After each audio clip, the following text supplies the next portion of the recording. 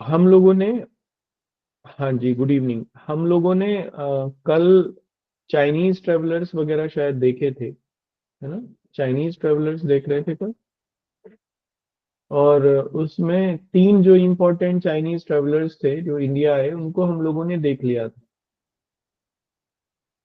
उनके बारे में, ह्वेन के बारे में मुझे ज्यादा लगता है, क्योंकि ह्वेन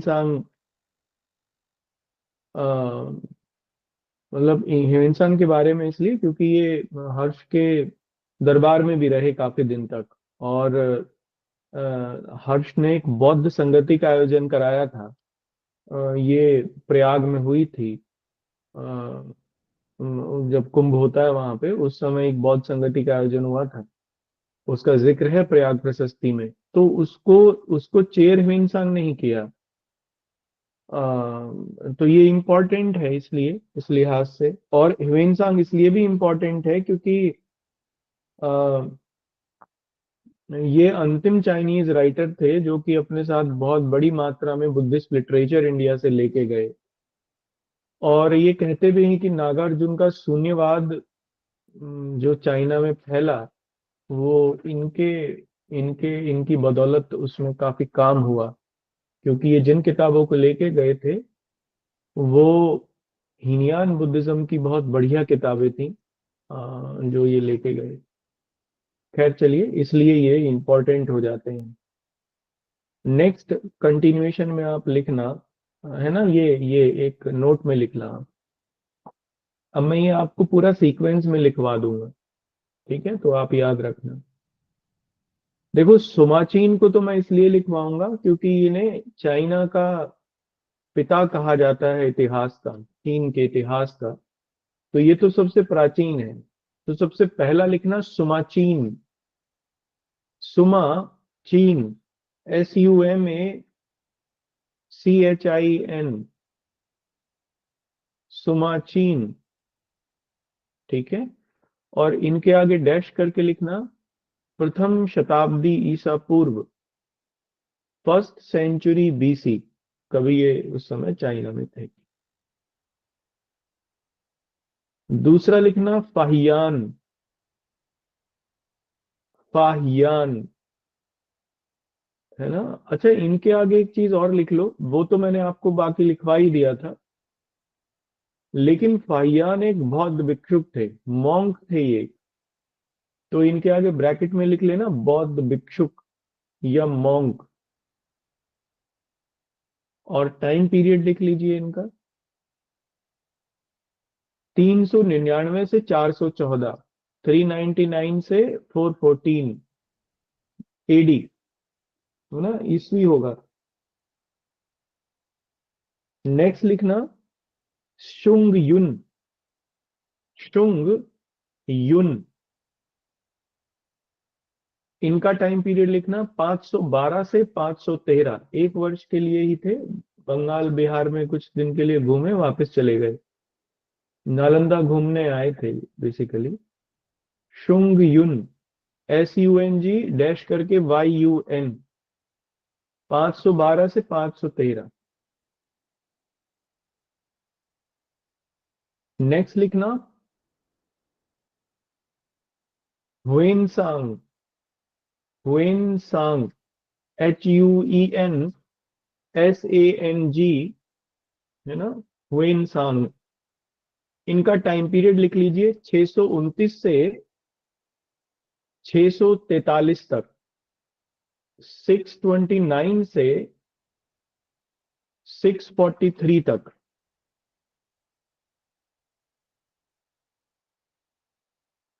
ठीक है। इनके बारे में मैं खूब लिखवा चुका हूं आपको, CU की नाम से इनका वृतांत है। नेक्स्ट लिखना हवली। हवली, ठीक है। देखो, ये भारत तो आए नहीं, लेकिन इन्होंने भारत के बारे में जरूर लिखा, क्योंकि ये इनके दोस्त थे हुए इंसान के। तो फिर इनके बारे में भी पूछ लेते हैं। इन्होंने जीवनी लिखी हुए इंसान की। तो आप डैश करके लिखना 7वीं शताब्दी ईस्वी, 7th सेंचुरी AD। हवली 7th सेंचुरी एडी। और इनके आगे डैश करके लिखना, ह्वेन सांग की जीवनी लिखी। ह्वेन सांग की जीवनी लिखी, रोट द बायोग्राफी ऑफ ह्वेन सांग। नेक्स्ट लिखना इसमें इत्सिंग। इत सिंह, ITSING, इत्सिंग। ये 671 से 695 ईस्वी तक, 671 से 695, ठीक है।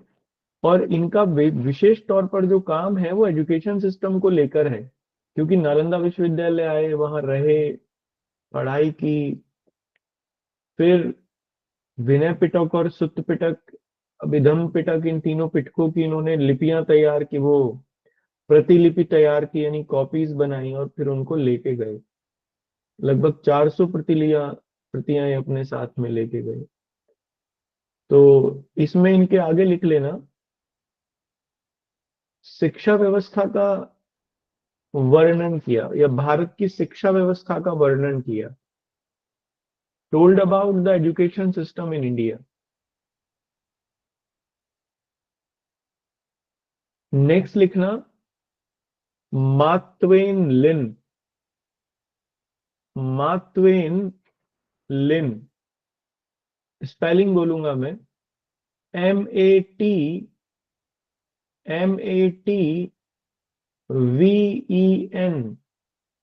VEN, मार्क ट्वेन लिन, LIN। और इसके आगे लिखना डैश करके 7वीं शताब्दी ईस्वी, 7th सेंचुरी AD। देखो इन्होंने हर्षवर्धन के बारे में लिखा है। हर्षवर्धन वर्धन के कुछ जो अभियान थे पूर्वी भारत को जीतने के, उनके बारे में जिक्र मिलता है इनका। तो इनके आगे डैश करके लिख लेना, हर्षवर्धन के,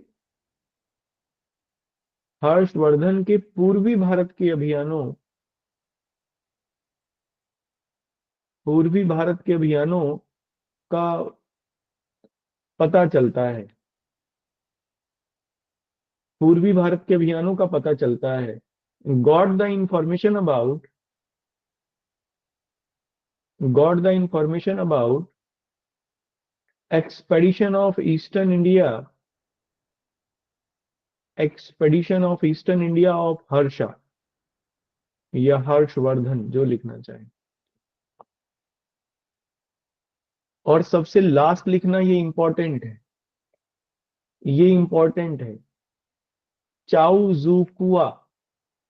चाउ, CHAU, चाउ, डैश करके जू, ZU, और डैश करके कुआ, KUA, चाउ जुकुआ। इनका टाइम लिख लो, 1225 से 1254 ईस्वी, 1225 से 1254 AD। देखो ये इंपॉर्टेंट क्यों है, इन्होंने चोल, जो दक्षिण भारत में एक राजवंश था, जब वो अपनी पूरी पावर में थे, चोलाज, उस समय इन्होंने दक्षिण भारत की यात्रा की, और ये चोलों के दरबार में भी गए। चोलों ने, चाइना के साथ उनके बहुत बढ़िया संबंध थे, व्यापारिक संबंध।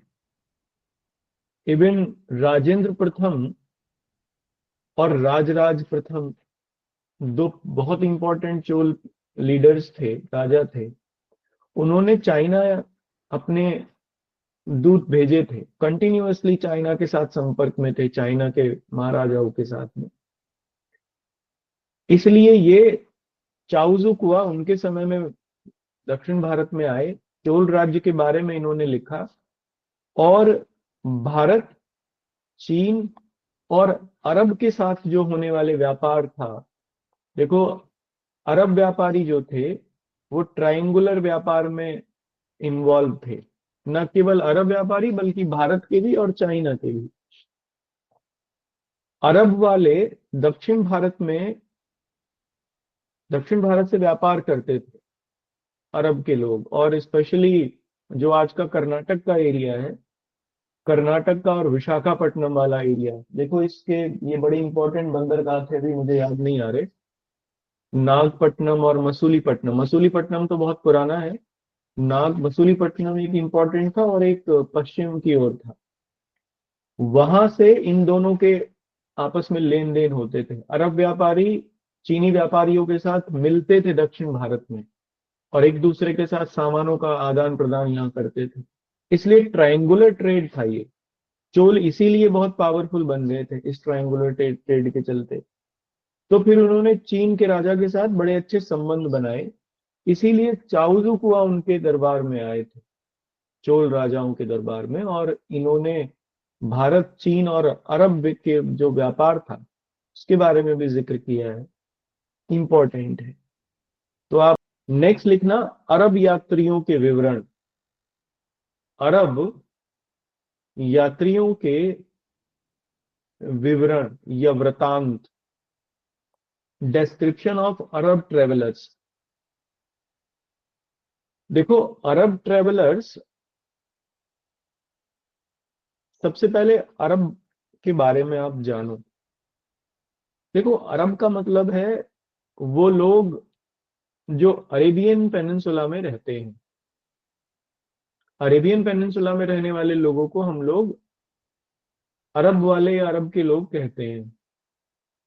ये रेड सी, अरेबियन पेनिनसुला रेड सी और पर्शियन गल्फ के बीच का है।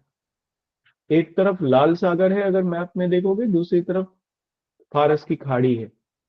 इन दोनों के बीच में है अरेबियन पेनिनसुला। भारत का शुरुआत से ही, चूंकि ये लैंड मास से जुड़ा हुआ एरिया है, भारत के दक्षिण एशिया से जुड़ा हुआ एरिया है ये, तो पहले से ही व्यापारिक संबंध रहे। इवन आप सिंधु घाटी सभ्यता में ही वहां के जो चिन्ह है अरब के साथ व्यापार के, वो मिलते हैं, क्योंकि दिलमुन और मगन का जिक्र हुआ है। अरेबियन, सॉरी, दिलमुन और मगन का जिक्र हुआ है, सुमेरियन सभ्यता के लोगों ने किया है। और वो सिंधु घाटी सभ्यता से जुड़ी हुई बात थी। तो बहुत पुराने समय से रहे अरब व्यापारी भारत आते थे। इसलिए जब इस्लाम का उदय हुआ अरेबियन पेनिनसुला में 632 और 633 ईस्वी के आसपास, तो फिर उसके कुछ ही समय बाद भारत में पहली मस्जिद बनी थी। शायद जहां तक मुझे याद आ रहा है 640 वालिस के आसपास वो बनी, केरला में थी, केरल में बनी थी वो। क्या नाम था उसका, देखो याद आ जाएगा। चलो आप नेट पर देखोगे तो आपको मिल जाएगा वो भारत में बनी पहली मस्जिद थी। इसलिए इस्लाम जब अरेबियन पेनिनसुला में, जब वो उसका विस्तार ही हो रहा था, वो तभी भारत में आ गया था। और वो इसलिए क्योंकि जो अरब यात्री थे, चूड़ चेरामन, करेक्ट, चेरामन, चेरामन मॉस्क, बिल्कुल सुमित ने सही बताया। चेरामन मॉस्क पहली मॉस्क थी जो भारत में बनी, और ये मोहम्मद साहब के समय में ही बन गई थी। पैगंबर साहब के समय में ही ये मस्जिद भारत में बन गई थी, केरला में ये बनाई गई और हिंदू राजाओं ने बनाई।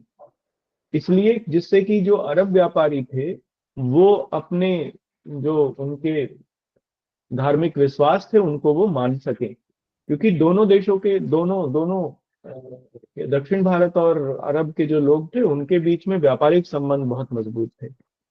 इसका मतलब ये हुआ कि पहली शुरुआत से ही अरब व्यापारियों के या अरब के लोगों के भारत के साथ संबंध थे, लेकिन प्रमुख रूप से दक्षिण भारत के साथ, साउथ इंडिया के साथ, क्योंकि समुद्र के साथ व्यापार होना आसान था। ठीक है, पर लैंड के साथ अरब वासियों का जो भारत आगमन हुआ वो 9वीं शताब्दी के आसपास हुआ विशेष तौर पर। और पहले जो अरब कह सकते हैं या तुर्क कह सकते हैं, विशेष तौर पर तुर्कों का आगमन हुआ 9वीं शताब्दी के आसपास, जब अल्तगीन और सुबुक्तगीन उन लोगों ने और मोहम्मद बिन कासिम उन्होंने सिंध पर आक्रमण करके और सिंध को जीता। ये पहला था, आगे आएगा ये सब। कहने का मेरा मतलब ये है कि दक्षिण भारत के साथ तो अरब के लोगों का संपर्क पहले ही था, बहुत पहले से था, इस्लाम के उदय के साथ ही था। लेकिन उत्तर भारत के साथ नहीं था, क्योंकि उत्तर भारत लैंड मास से जुड़ी हुई जगह थी, अरेबियन पेनिनसुला से, और जमीन को पार करना मुश्किल था उन दिनों में। तो फिर लैंड के साथ संपर्क हुआ बाद में। विशेष तौर पर जो अरब यात्री थे वो उत्तर भारत आए 10वीं और 11वीं शताब्दी में ही। इसलिए जो अरब वालों के आक्रमण हुए उनके साथ ही वो लोग भी आए। उनमें तीन इंपॉर्टेंट हैं सबसे, इनके वृतांत भी इंपॉर्टेंट, तीन लोगों के, हालांकि बहुत सारे हैं लेकिन इनमें से तीन लोगों के सबसे इंपॉर्टेंट हैं। एक का नाम उनमें अल बरूनी, बहुत शानदार पर्सनैलिटी थे, और 11वीं शताब्दी में ये महमूद गजनवी के साथ भारत आए। शानदार पर्सनैलिटी इसलिए थे कि भारत आने के बाद इन्होंने पूर्व के ज्ञान के बारे में, क्योंकि ये खुद भी एक बहुत इंटेलिजेंट पर्सन थे, इन्होंने पूर्व के ज्ञान के नॉलेज के बारे में सुना था, तो उसको जानने का इन्होंने प्रयास किया। बनारस में रहे, संस्कृत सीखी, और फिर यहाँ के जो वेदास और उपनिषद या जो भी चीज थी उनको पढ़ने का कोशिश की, उनको पढ़ा और बाद में उनके बारे में फिर लिखा भी। इनकी एक किताब है जिसका नाम है तहकीक हिंद, या किताबुल हिंद भी कहते हैं उसे। इसमें उस समय के भारत का जिक्र है, काफी अच्छी जानकारी इस किताब में मिलती है। तो एक तो अलबरूनी थे इनमें, दूसरे सुलेमान थे, और तीसरे अल मसूदी थे। ठीक है ना। 9वीं शताब्दी में सुलेमान भारत आए, और प्रतिहार शासकों के समय में एक वंश था वहां पर, गुर्जर प्रतिहार। ये वही है जिसके ऊपर आजकल राजपूत और गुर्जर आपस में लड़ते रहते हैं। वो कहते हैं ये हमारे हैं, वो मतलब लड़ते तो नहीं रहते लेकिन लोग लड़ाने का कोशिश करते हैं इसी बात पर। ये वही गुर्जर प्रतिहार वंश था। राजा भोज इसके एक बड़े फेमस राजा थे, और इन्होंने मध्य प्रदेश और उत्तर पश्चिम भारत पर रूल किया काफी लंबे समय तक। उनके समय में ये सुलेमान जो थे वो भारत आए।